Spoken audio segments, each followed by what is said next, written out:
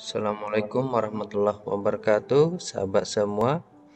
Kali ini saya ingin sharing tentang etika dunia digital.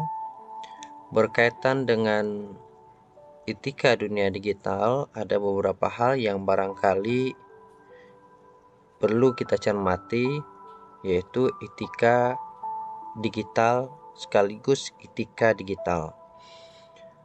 Tentu materi atau perbincangan terkait hal ini sangat luas pada dasarnya. Namun, pada ranah ini hanya terbatas pada bagian-bagian tertentu saja. Etika ini berkaitan dengan sikap dan perilaku atau tata krama. Sementara digital itu berkaitan dengan sistem dan perangkatnya. Kalau misalnya kita gabungkan dua hal ini, etika digital, maka bisa dimaknai sebagai tata krama dalam memanfaatkan sistem digital untuk berbagai keperluan dan kepentingan. Jadi, pada ranah ini kita harus cermat memanfaatkan digital. Ada hal yang memang perlu kita cermati juga, yaitu berkaitan dengan etika berbahasa. Komunikasi bagian yang tidak bisa dipisahkan dari kehidupan kita. Komunikasi yang disampaikan tentunya harus memiliki pesan. Salah satu indikator pesan yang berkualitas itu adalah dengan mengedepankan nilai-nilai kesantunan dalam berbahasa.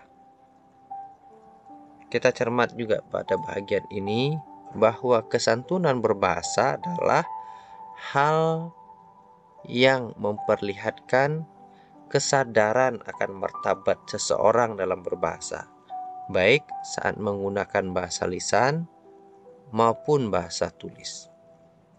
Kenapa perlu kesantunan berbahasa? Ini bisa jadi bagian pertanyaan bagi semua orang. Kita cermati pula pada bagian ini. Prinsip kesantunan. Apa yang didapat atau yang dirasakan ketika seseorang santun dalam berbahasa? Tentu saja pada bagian ini ada kedermawan atau kemurahan hati.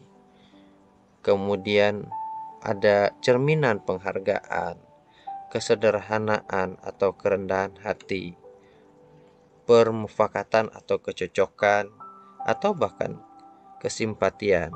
Artinya, ketika kita santun dalam berbahasa, ini menunjukkan bahwa kita sangat berhati-hati dan memikirkan dampak yang muncul ketika kita berbahasa. Inilah kenapa penting sekali ketika berbahasa menjadi cermatan kita kali ini. Beberapa perilaku yang sering dilakukan oleh netizen, di mana ada ucapan makian, mengucapkan kata-kata kotor hingga merendahkan diri lawan bicara.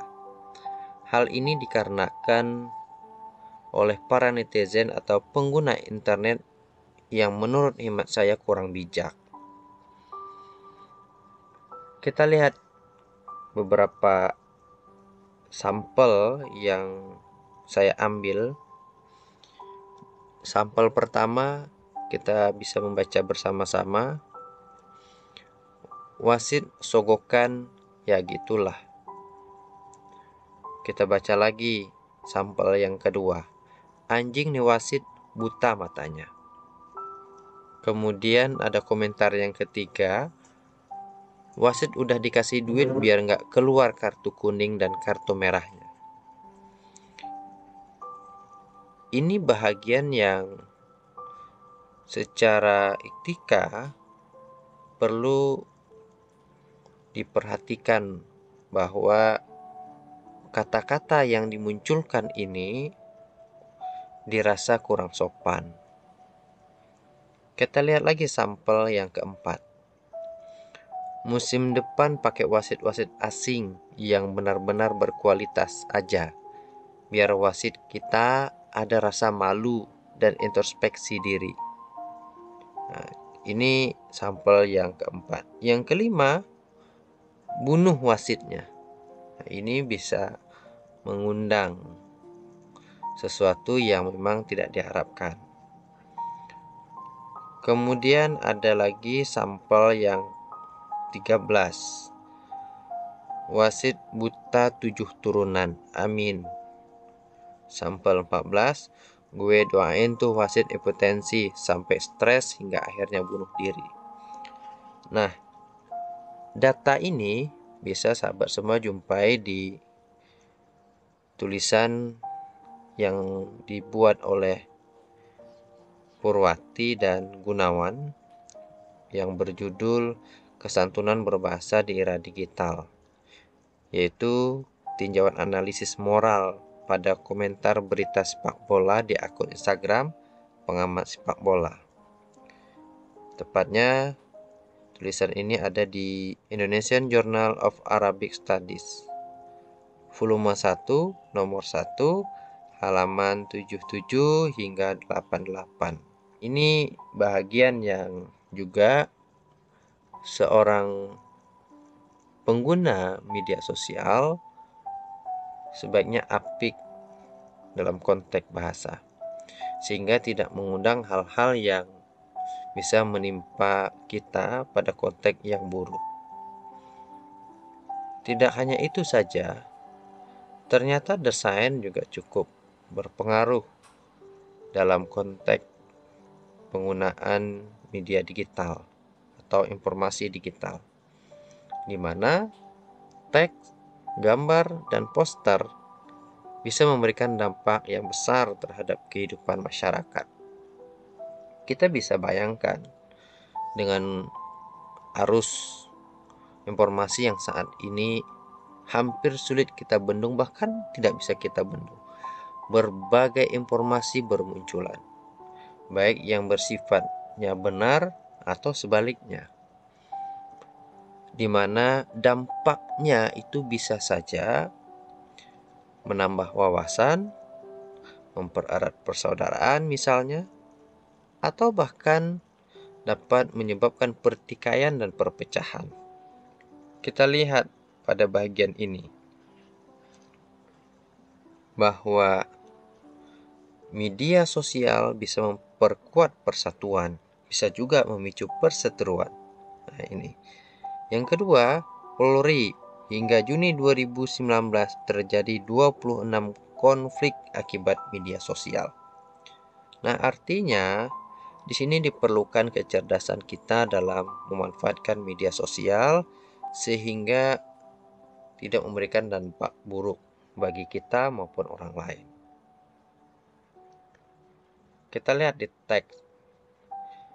Pada bagian teks, hendaknya kita pahami betul tulisan yang baik, yang mudah dibaca, sehingga orang tidak salah paham.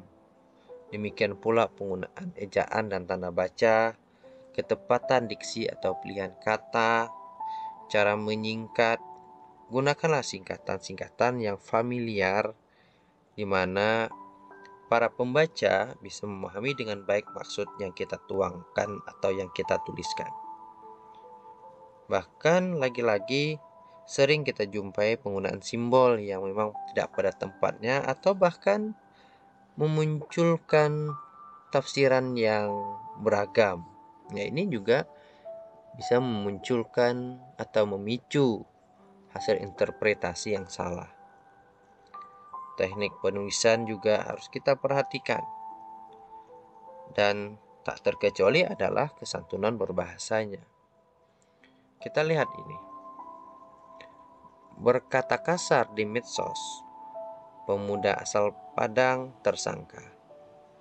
Kita baca pada teks yang kecilnya, Polresta Padang menetapkan seorang pemuda yang berkata kotor di media sosial sebagai tersangka ujian kebencian.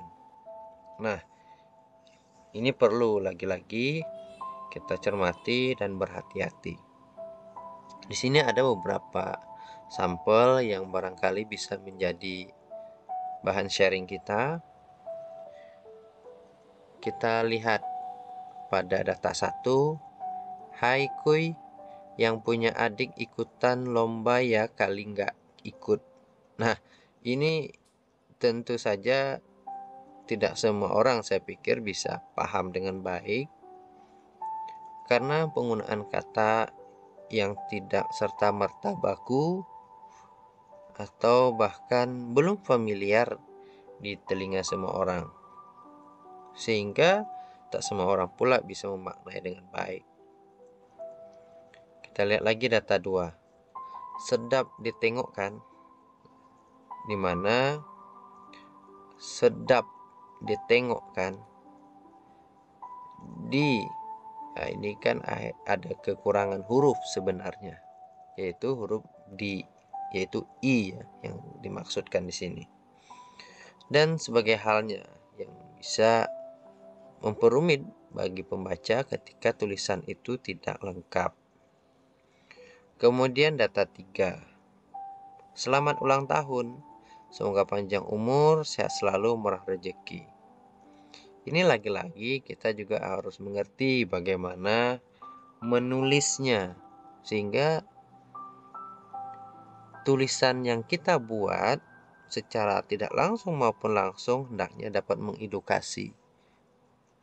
Ketika kita membuat kata atau ungkapan dengan tulisan benar dan itu dilihat dan dibaca orang, tentu secara tidak langsung dapat mendorong atau memberikan edukasi tentang cara penulisan yang tepat. Data keempat. Maaf, ku telah melukis luka. Demikian kata maaf.